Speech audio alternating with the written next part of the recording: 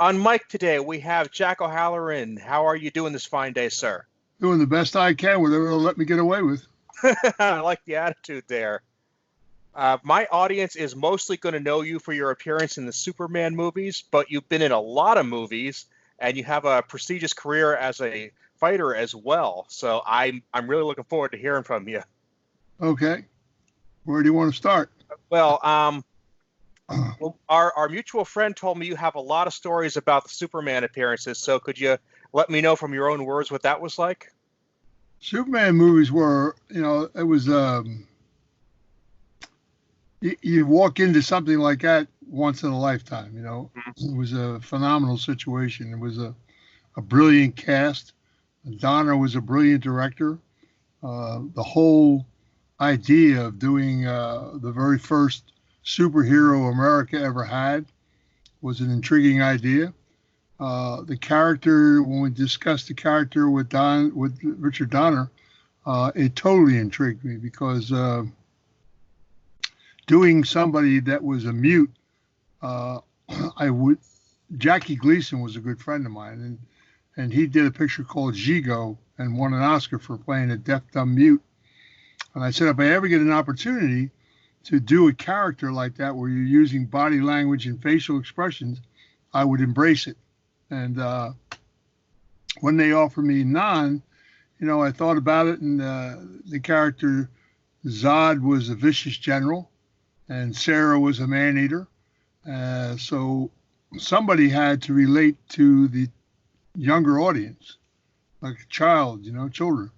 So I played this brutish guy like a child, learning how to work his eyes and different child mannerisms, and it worked very well. It did. Because somebody had to relate to that part of the audience, and I figured Nan was a good idea to do that.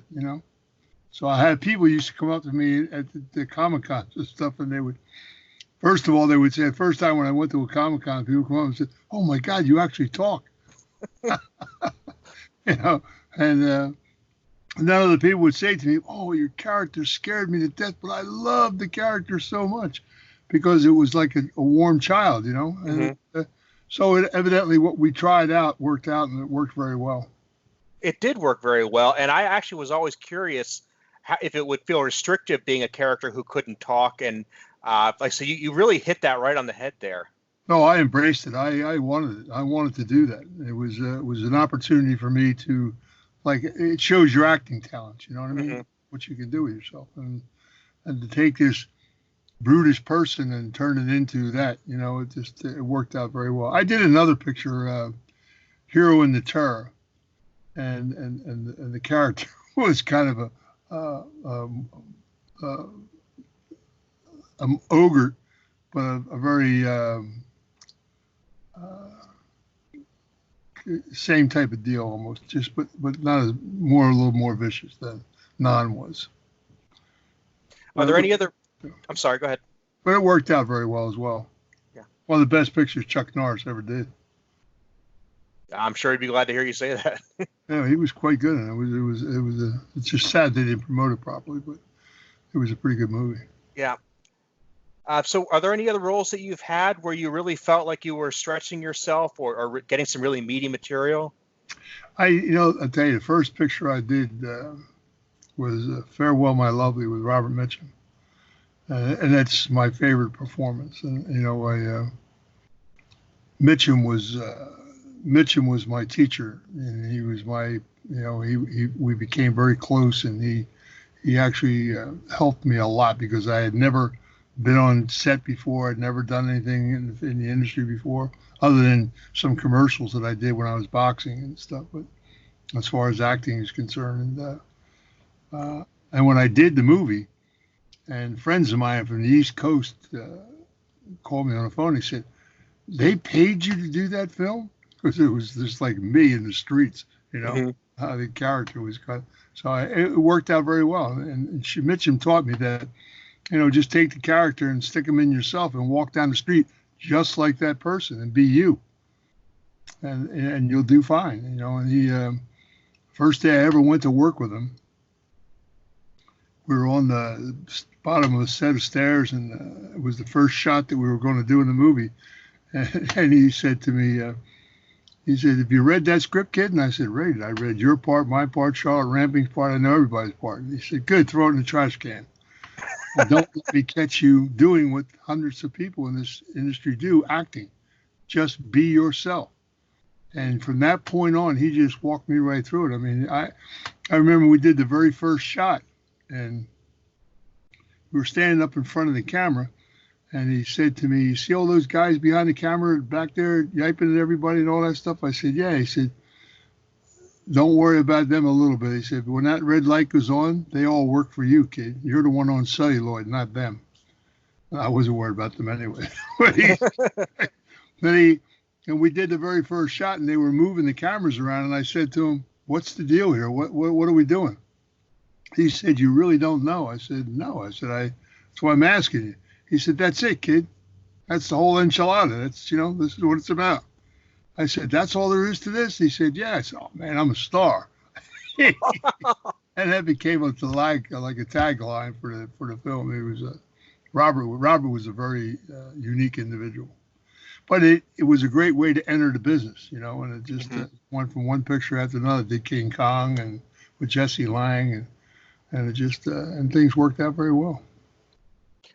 Was it hard going from athletics to acting? Because there have been a lot of people who have done that, and some have done it better than others. I find it easy because of the timing. As a fighter and as a football player, you learn timing. And I found that was an asset. And I found that as an asset when I did commercials. The first time I ever did a commercial, we did the Royal Crown Cola commercials when I lived in San Diego and I was California heavyweight champion.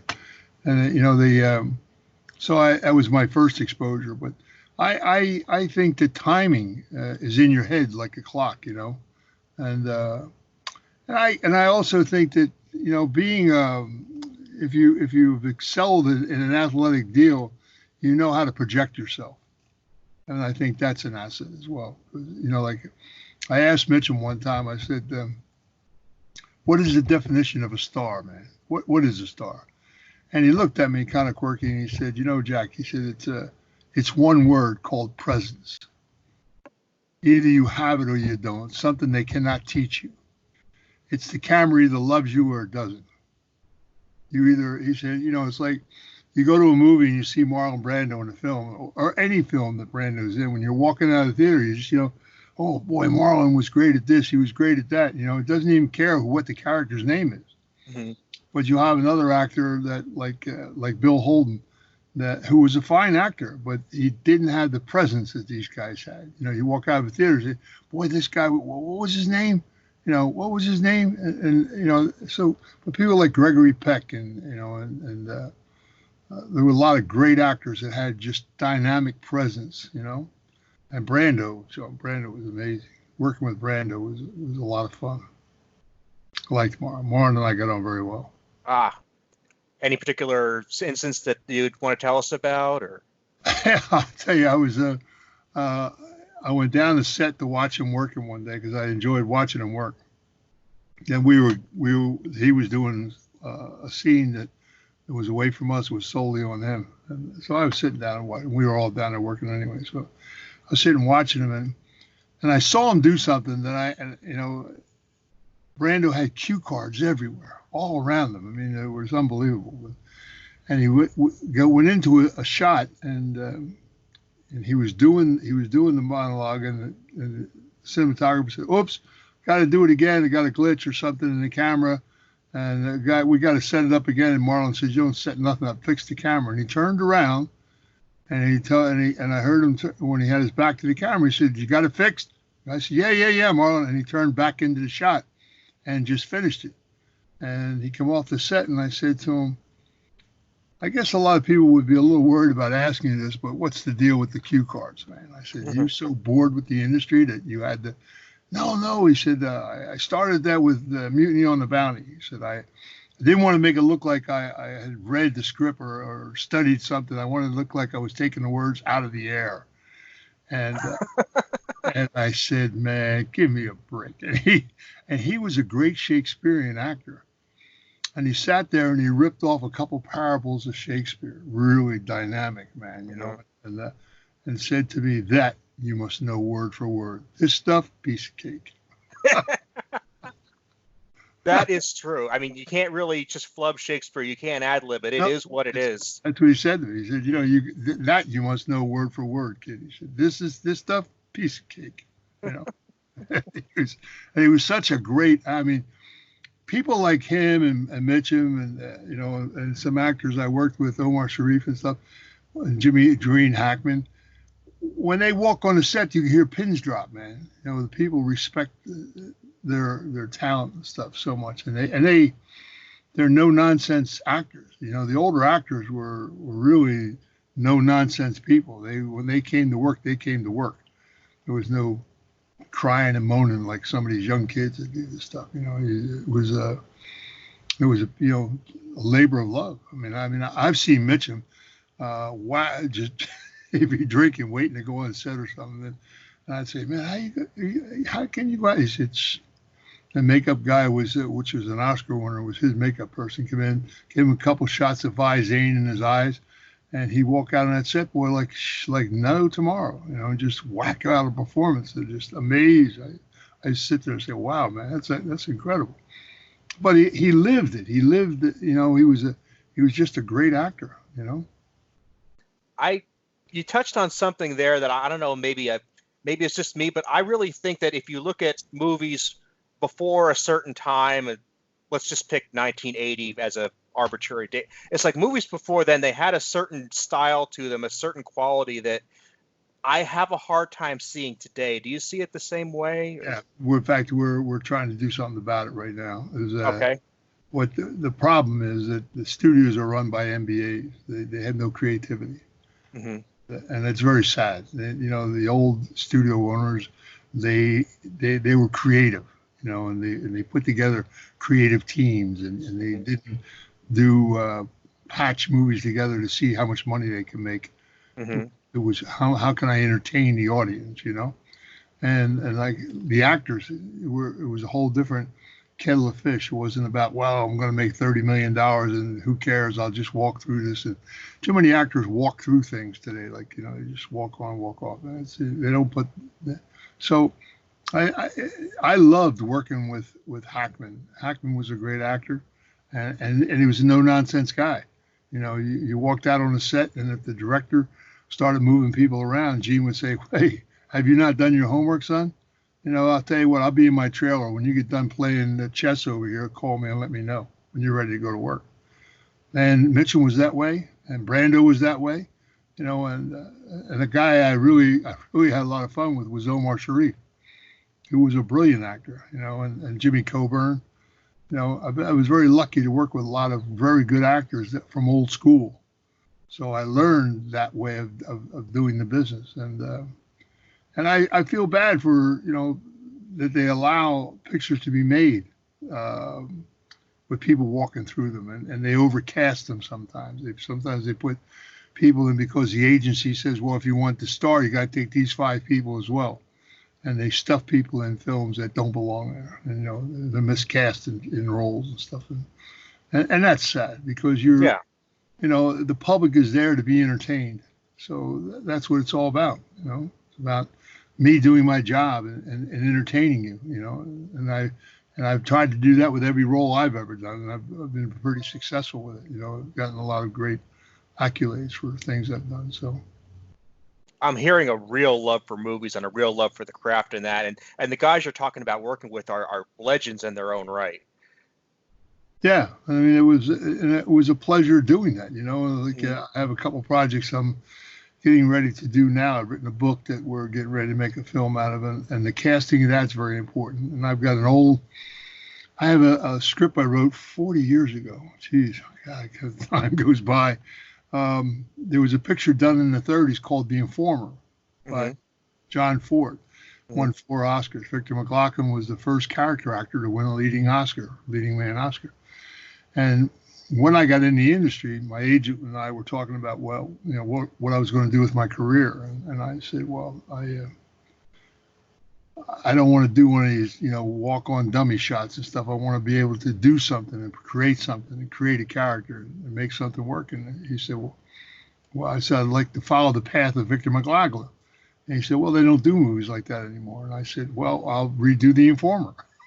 He said, you're not an actor 6 months and already going to be a writer and a producer. He said, so, and I did. I went and I went over to England. I met Liam O'Flaherty, who wrote the book. And I talked to Mitchum, and he showed me how to write the script, and I wrote a great script. And it came out extremely well. And I just have sat on it because I had Mitchum going to do one role one time and this and that, but the deals weren't correctly the way I wanted them done because you have to control the product.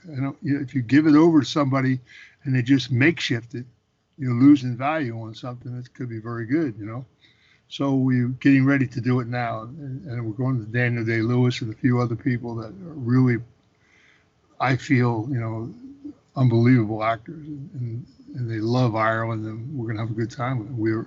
The first film was done in America, all dark and at night and stuff. Mm-hmm. We opened up the book, and we're going to go to Ireland and open up the greenery, the Wicklow Mountains, and it's really going to come out very well.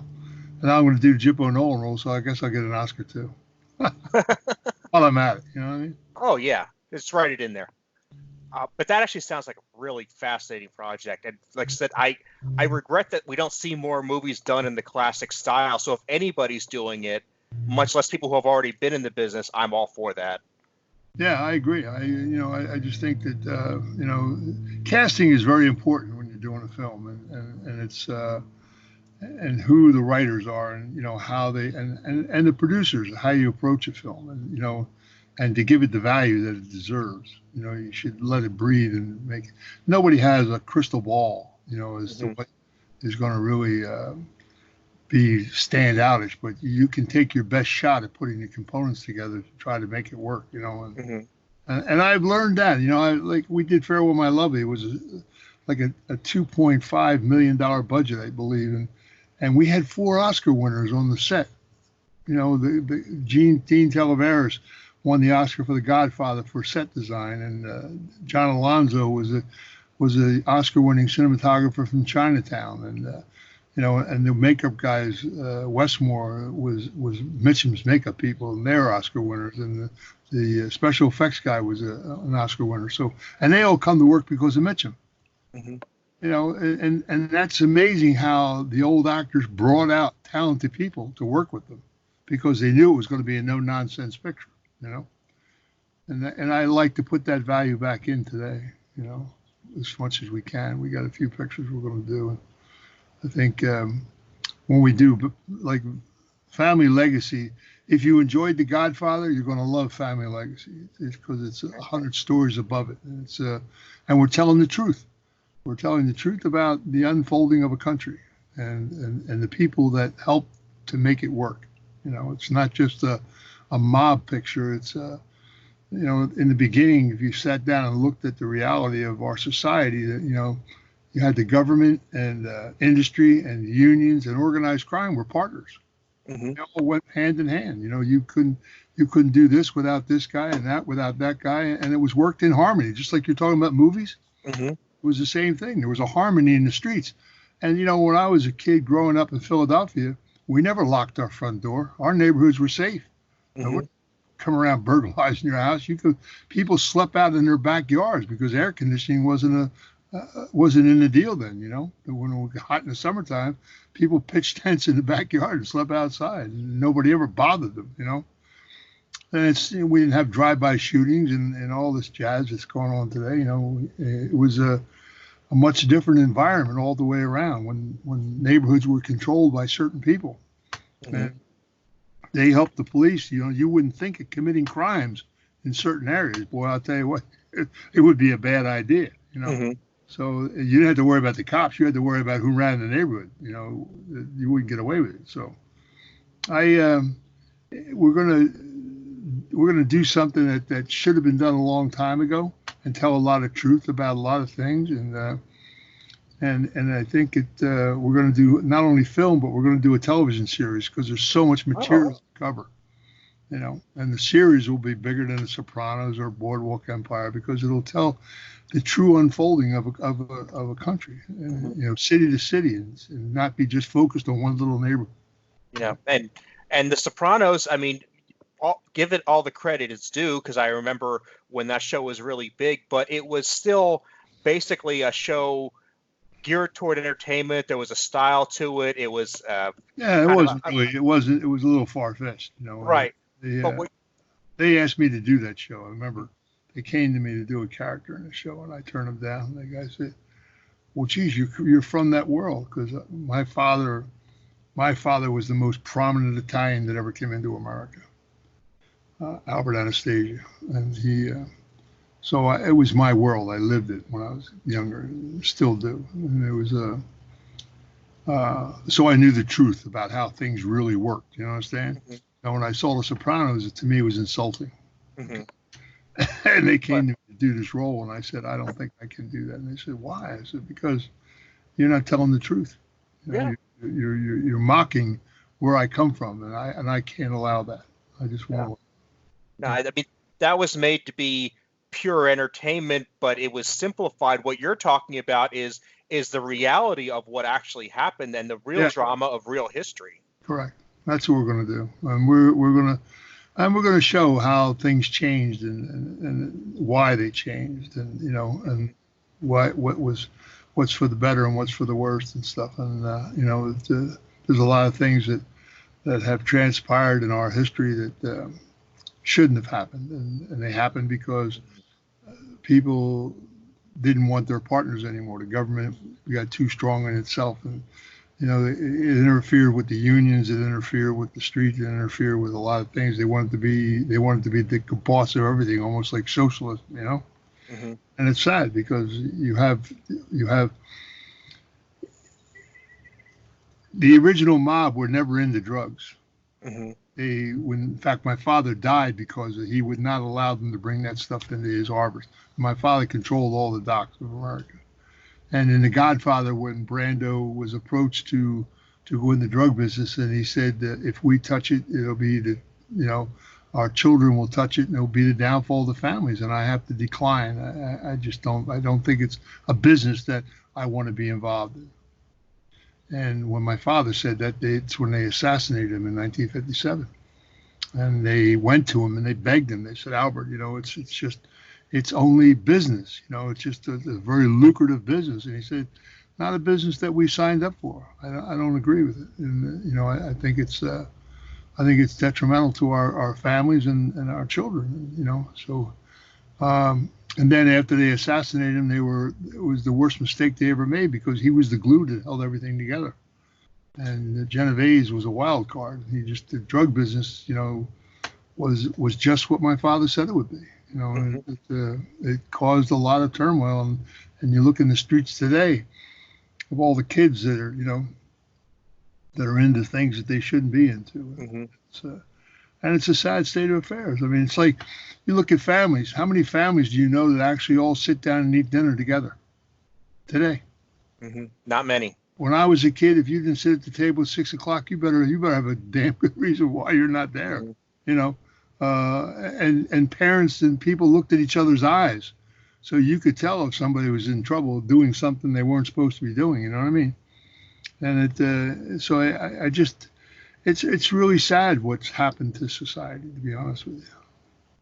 It is, and I was having a chat with somebody earlier today about just the fact that, you know, the internet is a great thing, and it gives you and I the chance to have this conversation right now, but it's also divided a lot of communities, and people are more worried about the screen in front of them than, you know, the people next door to them. Oh, you know, I'll tell you something. I'll show you something really simple, and not very many people will even think about this, you know. What was the very first prohibition in our country?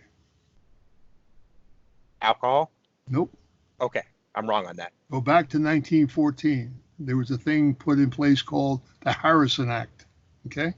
And majority of the House and all didn't really approve of it, but they pushed it through. The Harrison Act gave Big Pharma the right to control drugs. Mm-hmm. Okay. And prior to the Harrison Act, you could buy marijuana right across the counter in the drugstore, and no one ever got, no one, it wasn't addictive. It wasn't a big deal. You know, they put cocaine was in Coca-Cola, for God's sakes. And you had, you know, you could buy prescription things across the counter that okay. So Big Pharma gets involved, and now you have prescriptions for everything. Boom, boom, boom, boom, boom. So then you go back and you look at women, you know, back in the 30s and the 20s and the 30s and the 40s, you know, people got married and there was the man was the household breadwinner usually, and the women stayed home and they had 6, 7, 8 children, you know, some of them 5, 4, whatever. Big families were produced. And women were very tired, you know, tired because they taking all these kids. So doctors were handing out scripts. They were giving them speed to wake up in the morning and Valium to go to sleep at night. And what they never told or said to anybody, the doctors, that what this did, this goes into a woman's bloodstream. Now, when you have a child, that child has that in their blood automatically. And addictions were formed.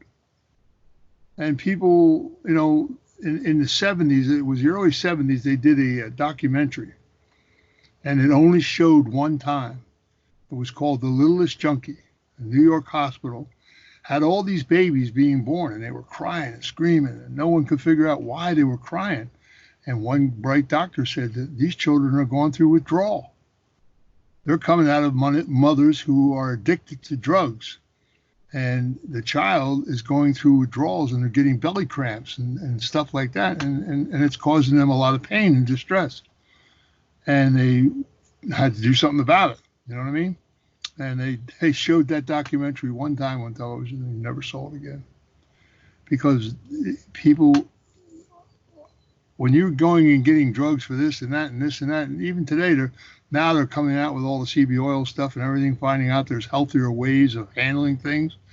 Statin drugs are killing people, and they don't care. They don't really care. They'll give you prescriptions, boom, boom, boom, boom, boom, because everybody's making money off of that piece of paper. The pharmaceutical industry is a multi-billion-dollar industry. Who's going to play with it? Nobody. You know, it's like the cigarette business. You know, cigarettes have always been known to be very harmful to your health. Do you know the worst part of a cigarette? You know what the most harmful thing on a cigarette is? I don't smoke, so I'm kind of in the dark on this. Neither do I. But the most harmful thing on a cigarette is the paper. Sure. Because the fire, the way it burns so evenly. You understand? The element that does that is arsenic. All right. So you're smoking, every time you smoke a cigarette, you're taking some partake of arsenic into your body, into your lungs. And people wonder why they get cancer and cancer. You understand me? It breaks down your body. There's things but they'll never tell you that because the paper industry is one of the biggest industries in the country. You'll never hear that said. They'll blame it on the tobacco, on this and that, you know, it is what it is. It's like these kids that do these vapors, man. This vaping thing, they're finding out is worse than cigarettes. People are getting lung diseases that are just off the charts, you know. And people just turn, you know, the problem, I think, in our society today is that you have two things. There's one word that's missing in society, and it's the word respect. If you don't respect yourself, how can you respect anybody else? Okay? That's number one. Number two is people don't talk to each other. You see these kids texting all the time. They never talk to each other. They find each other through computers. They never see people face to face, and they're all of a sudden best friends. So they don't even know who they're best friends with. Does that make any sense to you? It makes a lot of sense, sure. You know, they don't communicate. It's even like I have daughters, and they'll text and say, you know, pick a phone up and say hello. What's this text business? You know, my fingers are too big.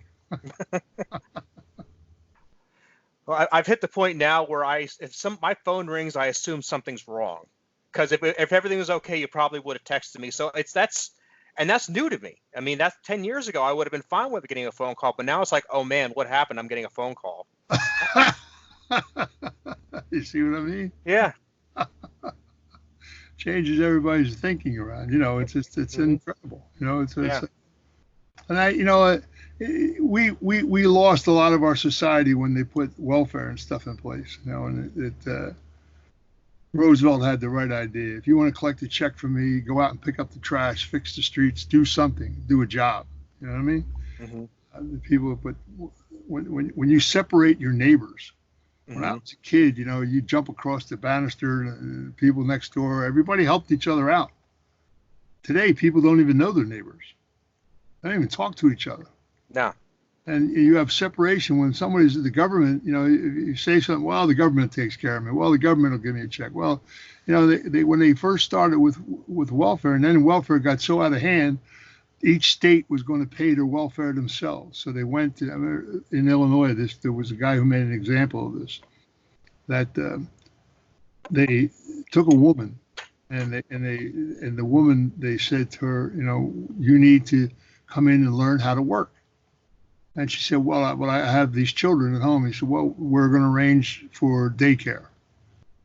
Well, I don't have the proper wardrobe. Well, we're going to give you clothes. Well, I can't see to. Well, we gave you glasses.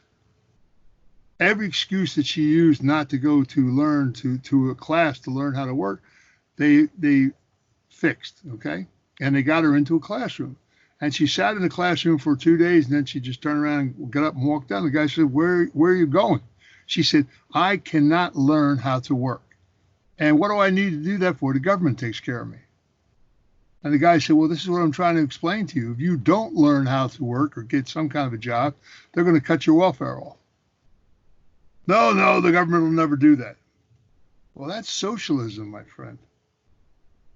When you rely totally on the government taking care of you, that's socialism. That's not the democracy that we were raised in. One of the greatest things about America and why everybody came here is because we were free and we had democracy here. People could get a job and they could make a fortune. They could do things. They could turn their lives around. The difference between immigration today and immigration when my parents and your parents and godparents came into this country, they wanted to be Americans. When they put their hand up, it was in English. Now they have multiple languages. They take their pledges with multiple languages, and people come into the country today and they rape it.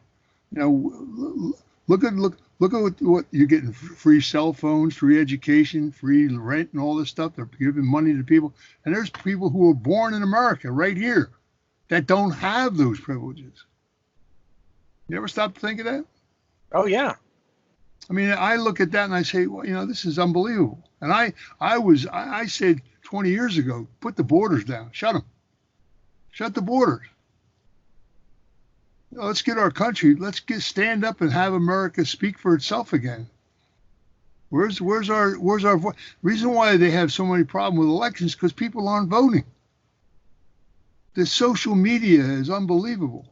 How people sit in front of their televisions and get addicted every day watching programs that are geared just to sell you something. Mm-hmm. They're geared to make awards. They don't tell you the truth about what's really going on in the world. I can sit in my house and make 4 phone calls to different parts of the world and find out all the news that I want to know what's going on, really, really going on in the world. Mm-hmm. You understand? I do. It's just really, and I've been fortunate enough, I've lived in different parts of the world for periods of time. And I've seen how the changes even in Europe have come around. I remember London when nobody, even gangsters didn't carry guns. The bobbies never carried guns because they had a different kind of crime element there. And people ran their manners. The hoodlums each had their section of the city and they ran their manners. You didn't commit certain crimes in their manners, the same as when we were kids in America. You understand? Mm-hmm. Mm-hmm. And now there's guns everywhere. Even, all the cops in London, they're on every corner. They got machine guns, and it's like Germany. It's unbelievable. You see, to watch these changes is, it's frightening. What we're doing to ourselves. That's the kicker of it. Mm-hmm. You have a small group of people controlling a mass, man. That's tight. Yeah, it's very hard to look at the world around us now and think we're moving in the right direction. I know people that feel that way, and I want to believe them, but I have a hard time seeing the sense of it. Well, there's people afraid to come out of their houses. Mm-hmm. There's people don't. There's people building houses with walls around them and stuff. You know, they're living on fear. That's not a way to live your life. That's sad, boy. You know, I have a lot of empathy for that. You know, I know my own self. I'm 76 years old. I'll be 77 next month, and I've lived through a whole bunch of stuff and seen realities of things. And that's why we're doing these books. You know, like the first book I wrote goes from my father's death to Kennedy's death, and I tell the truth about the Kennedy assassination. Mm-hmm. And there is a truth, and no one's ever said what the truth is. You know, they've told so many lies in reference to why he died, how he died, and the whole 9 yards, and it was all fed by social media. Mm-hmm. You understand? I mean, it took 30 years before they actually told the truth that Jack Kennedy was shot 3 times, not once. He was shot in his lower back, he was shot in his throat, and he was shot in his head. 3 different bullets, 3 different people. And why couldn't they have told you that day one? Because they covered everything up. Mm-hmm. His whole autopsy was covered up. Mm-hmm. All the interns in Dallas, Texas, were all interns. All the doctors that handled his autopsy were in, and they come out 15 years later and admitted that. And then they hustled the body up to Washington. But the key element in that whole deal is the number 1 cop in the country when Jack Kennedy died was his brother Bobby. He was the Attorney General. Bobby was his brother's second skin. Everywhere he went, Bobby used to go. Mm-hmm.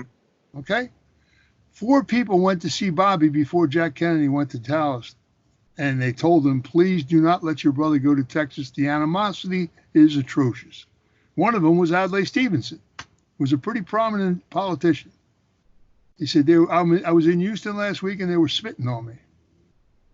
And Bobby didn't go before, he didn't go during, and he never went afterwards to Dallas. Strike you kind of funny? Just a bit. And Jack Kennedy would not have lived his term out. He was dying of 4 different diseases. They used to shoot him up every day because the worst disease he had was Addison's disease. It's the whole deterioration of your back, your whole spinal canal. So he was in a lot of pain all the time. Mm-hmm. And I knew Jack Kennedy. I kind of liked him. He was a pretty good politician. But his father controlled too much of him. So if you were going to say who's the one person responsible for Jack Kennedy's death, you got to look right at his father. Because he had so many enemies. And there were so many people that they blamed, the mafia and the CIA and the unions, Jimmy Hoffa, and you know, and they're looking around to blame everybody but where it came from. The bankers of Geneva were not happy people with Joseph Kennedy. He made enemies everywhere he went in his life. He backstabbed everybody. Good example right in Texas, you know, when he was running for nomination in California, and his father told Giancana out of Chicago, who he was under thumb to, we have this all wrapped up, no problem. We've got all the electoral votes. He'll get nominated without a problem. And I said, okay. 2 days into the nomination, he ran to them and said, we have a slight problem here. We're running short on like he said, I thought you had it all covered. No, we don't. So Giancana made a couple phone calls, and Illinois, for the very first time, went Democrat. And 2 other states around it. Go into the 3rd day, and they're still behind. And there's only 1 state that can put him across the line on the electoral votes, West Virginia. West Virginia had an enormous amount of electoral votes because of the money down there, the coal runs and all that stuff. They had a lot of voting power. Giancana made a couple phone calls. We owned casinos all through West Virginia, the illegal casinos. Some debt was excused. West Virginia raised their hand. Boom. Jack Kennedy gets nominated. When he's in California, J.H.L. Hunt takes a suitcase full of money and runs out to California and gives it to Joe Kennedy and says, this is to get Johnson as your running mate. Lyndon Johnson. Jack Kennedy becomes president of the United States. If you recall or look in history, it was a neck and neck race between him and Nixon. Tight as a drum. Mm-hmm. Mm-hmm. There were people in Cicero, Illinois, who voted 20 times and they were dead. You hear what I said to you? I've heard that. And it's a true story. And not only there, but a couple other places. Okay? So Jack Kennedy becomes president. Absolute, right? They when the race first started, Meyer Lansky went to Sam Giancana. He said, well, what are you doing? He said, we already own Nixon. What do we need Kennedy for? Well, his father promised us both his ears. We'd have a good in at the White House. Wow. All bullshit. Because as soon as he became president, his father did this. He said, first of all, Bobby was supposed to be an ambassador to Ireland. Now what they do, they turned around and made him attorney general. And his father turned around and said, put all my good friends in jail. And Bobby went after everybody. Right? Mm-hmm. Then he turns around and he says to his son, see those guys down there in Texas, all those oil guys? They're making a fortune on surplus oil, and there's no taxes or anything on it. You need to levy a tax on that. Well, that tax cost them like $200 million a year. You think they were happy puppies? No. The CIA in the Bay of Pigs, Joe Kennedy told his son, those soldiers don't need bullets in their rifles because you don't want any accidents to happen and start a big war. All those kids got slaughtered in that water. Mm-hmm. Shot down like pigs, man. And very angered the CIA. A lot of their friends got killed there. Yeah. You understand? Mm-hmm. So you put together the pieces of the puzzle and how many people were angry at certain people. The Warren Commission was a joke. It was done by the Yale kids. They put together the Warren Commission. It was a total joke. Oswald never pulled the trigger on anything. He was a patsy, total. Mm-hmm. There were 13 shots fired at Dealey Plaza that day. There were 30 people there that could have hit anybody. You got the President of the United States in an open car going by the Byrd Building, the book depository, with open windows, people walking around, and the President below you. And then you had the train station where the guys came off and walked over the bridge that the car was going to go under. And one of them was Woody Harrelson's father. It was a hit guy from New Orleans. I've been there. It's a perfect setup. It took them 4 months to reroute that down Dealey Plaza. Mm-hmm. And if they were going to kill Kennedy from the Byrd Building, it would have been as he was running straight at it before he made the turn to go down Dealey Plaza. Mm-hmm. You understand?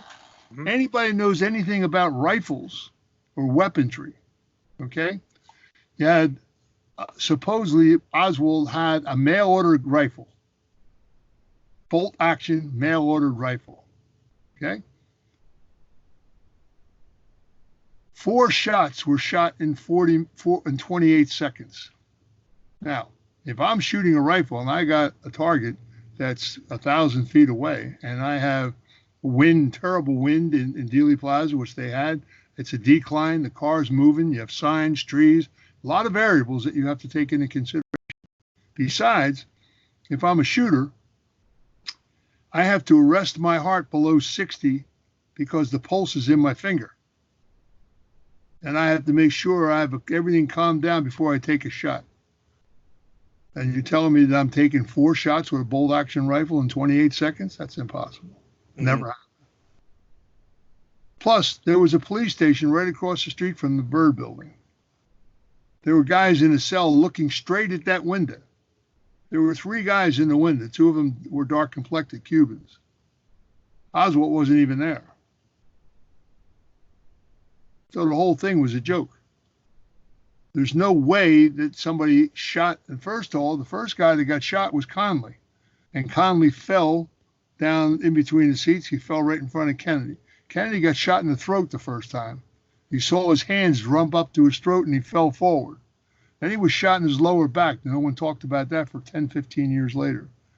And the last shot came from the driver. He hit him, turned, and took a shot that you see him, his head goes backwards and blows the back of his head out. Greer admitted that on his deathbed. Wow. But the media sold you on the one bullet theory. Mm-hmm. That it went through this guy's wrist and into Kennedy. And how do you shoot a shot from 1,000 yards behind the guy. He's behind Kennedy. How do you shoot that shot and make his head go backwards? Yeah, it doesn't make any sense. It never made any sense. You understand? Yeah. So if you look at the Zapruder footage, you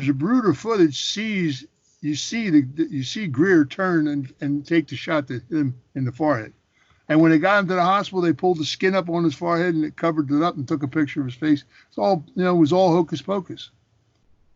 So why, the President of the United States, why are you lying so much about all the things that happened? Because the guy who orchestrated that whole thing was a man called the Jackal, Carlos Sanchez from Europe. He was the most prominent hit guy Europe ever had, and the bankers of Geneva sent him to America. That was the first job he ever did in America. He's the guy with the umbrella in Dealey Plaza. And I met him and talked to him. I knew him. So it's just the stories and the way that the media covered it and the way it was pumped out and what they wanted people to believe is sad. How gullible people are. So can you tell me when we'll be able to see this? See your version of it? Or is that still too far in the planning stages? In the book, I wrote a book. It's already in it. Awesome. Book is Family Legacy. You want to get it? Go to familylegacythenovel.com. Takes you right to Amazon. We're getting ready to make a movie out of it. Awesome. I'm going to make sure that goes in the show notes. And it's time to tell the truth about some things. You understand? I do. It's not that. Why should you be embarrassed to understand the truth of your nation, your country? Jack Kennedy was a great politician. It's unfortunate his father led a lot of his deals down the street. And you have to go back to the beginning with Joe Kennedy to understand why he was like that. He was not a nice guy. No, he was not. And it started back in Prohibition. Joe Kennedy was a very, very bright banker. He was the youngest president of a bank in the history of America because of Honey Fitzgerald. His father-in-law was a gangster from Ireland, but he was the first senator of Massachusetts. He owned the harbor. Honey Fitzgerald was a clever man, and he controlled all the booze out of Scotland and Ireland. And when he brought it into America, Joe Kennedy took it up into Canada, and along with a guy that owned Fleischmann's Liquor from Newark, New Jersey, they had a warehouse up there, and they were bootlegging liquor down into America. All known facts, okay? Mm-hmm. But there was one load of booze that was supposed to go to a group called the Purple Gang, and Joe Kennedy's guys hijacked it. And the Purple Gang said, Sonny, you're a dead man. Because they were killers, stone killers. Great group of guys, I knew two of them. And he ran to his father-in-law. How do I get out of this mess? He said, I can't help you. Only one guy can help you. He's in Chicago, Joe Esposito. You got to go sit down with him and talk to him. He went out and sit down with this guy. The guy said, kid, you're a great earner. Here's the deal. You go back to Boston. I'll take care of the Purple Gang, but you belong to me now. You belong to us. So they had him under thumb in Chicago. The only money that Joe Kennedy ever put into a building in America was a Mercantile building downtown Chicago because they made him build it. Mm-hmm. They sent him to Hollywood. They introduced him to Randolph Hearst, who owned the newspapers out here. Mm-hmm. If you look underneath the carpet, he put together RKO Studios distribution deal by putting all the Jewish theater owners together and making the first distribution. Joe Kennedy was responsible for that because the union was owned. The cinematographers union was controlled from Chicago. We owned the industry out here. Mafia controlled the industry pretty much. And Joe Kennedy did a lot of things that he was told to do. Made a lot of people angry. And then in 1926, they went to him because when we got after the First World War, America became a war-bearing country. We started manufacturing war goods. We were taking jobs away from Europe. Europe was a little bit ticked off because they financed our country. They underwrote the country. And they weren't getting their money back fast enough, they felt. And now that we're a war-bearing country, we're taking jobs and income away from them. So they started jumping up and down. So there was a place called the Hamilton Club in Illinois. It was like a political stronghold. And they grabbed Joe Kennedy and they said, we want you to do something for us. And he created a short sale one day and he stole $5 million from Pathé Newsreel and nobody ever saw it. And they said, now that's pretty clever. So they started to arrange a short sale against 30 companies in Europe. One of the companies was owned by Blackjack Bouvier, who was Jackie Kennedy's father, and her uncle and all. But that was a Rothschild company that they ran, a bank. 1928, this short sale was all put together by the end of 28, going into 29, and Joe Kennedy instigated it. And the first week they were very successful. Stocks were falling, jumping up and down. The market was going crazy. They took a couple of days off. They were coming back the following week to finish it, and the country panicked and went into what we know as the crash. They didn't deliberately do that. It just was a remnants of it. But Kennedy got all that property he owned up in the East Coast. They were buying stuff 10 cents on the dollar, penny on the dollar. And the crash and the short sale worked very well against 30 companies in Europe. And they bankrupted 30 companies. And when it was over, the president said to Joe Kennedy, that's a very nice job, kiddo. So here's what we want you to do now. We're going to make you head of the SEC because you're going to have to rewrite all the laws of the SEC because they knew Europe had to reinvest in the country to get their money back. And they wanted to do it under their terms. So Joe Kennedy rewrote and he became the head of the SEC. 1935, when that was all finished, they said, great job, kid. Now we'll make you ambassador to England. Some people sat him down before he went over there and they said, listen up, sonny boy. When you go to England, there's some friends of ours we want you to put together over there. We're going to tie some knots pretty tight. First guy he sat down was the Shah of Iran. And they put a bank together. Shah of Iran's a gangster. He knew a lot of people in our country here. A lot of people in the mountain, you know. And he put a bank together and they lent money to Hitler. But Joe Kennedy didn't think there was anything wrong with that because we weren't in the war. The war was against Europe and Germany. America wasn't in it yet. Right. And he was making money off of it. And they took the money they lent to Hitler. Hitler came back to the same crew and they added a guy called Khashoggi and they were buying weapons. And when England found out, they grabbed Joe Kennedy and said, whoa, man, what do you think you're doing? You're giving money to our enemy. You're giving them weapons. And they threw him out of England. But no one ever said why he was actually thrown out. He came home as Ambassador Joe Kennedy. And because the Gore family owned the papers in the East Coast, and they were from Indiana, and Hearst family owned the papers on the West Coast, and there was no television, so no one ever put or printed or said a word about why he was thrown out of England. He just came back as Ambassador Joe Kennedy. Yeah. You understand? I do. No I love my history. I absolutely love history. And for me, that's what this is. And the guy that he wanted to be president first was his son, Joe, the oldest boy. Mm-hmm. And Joe was a brilliant pilot. Great guy, good guy, man. He would have been a great guy to run for president. And the bankers of Geneva and the people of Europe put together this plan. They were building a plane that was going to fly into the German munition factories and end the war, like a kamikaze plane, you know? Mm-hmm. So they built this plane, but they needed someone to test pilot it. So they talked Joe Kennedy Jr. into doing that. And he thought that was a great thing. Oh, man, I'll test pilot. He was out of the service. 11 days he'd have been in America. He was already done. They got him to test pilot this plane. The plane blows up and kills Joe Kennedy. Boom, dies. A week later, they scrapped the whole thing. Think that wasn't a plan? First son's dead. Mm-hmm. First son's dead. Then they kill his second son. And his second son, the people say, well, why would you think it's Joe Kennedy? Why would he do that to you? That's a cold statement. But look what he did to his daughter. His daughter suffered from ADD before anybody knew what to do with ADD people. And he was afraid she would embarrass him somewhere in public or this at a function. So he lobotomized her. She sat in an institution all her life, looking out a window. Mm-hmm. You know that? I did not know that. His own daughter. Look it up. That's in history. I'll do it. His daughter sat in an institution all her life until she died. He lobotomized his own daughter. So his son being killed the way he got killed down in Texas, he would rather see him die that way than die from a disease and mark the family. You understand?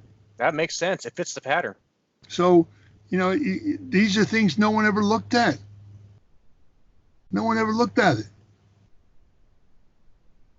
And it just, one thing after the other. And then Bobby went after all his good friends. He's after Giancana because they had him under thumb out there for so long, and he won it out from underneath of that. Wow. So he put his son Bobby on him to lock everybody up. Jack, this is fantastic, and I absolutely love this. I have a hard conflict coming up that I have to make, so I've got to wrap this up. But I would like to get back to this and maybe have you on again sometime soon. Sure. So we could have a chat. Yeah, positively. Absolutely. So you mentioned your website. Is there another place people can keep tabs on you on the internet, or is that going to be it? FamilyLegacyTheNovel.com is probably a good place. Or you just Google me. I mean, I'm all over the place. Absolutely. Absolutely. I'll put all that in the show notes. Thank you so much for this. I have been fascinated by everything you've been saying. Have a good day, my friend. You as well. Take good care.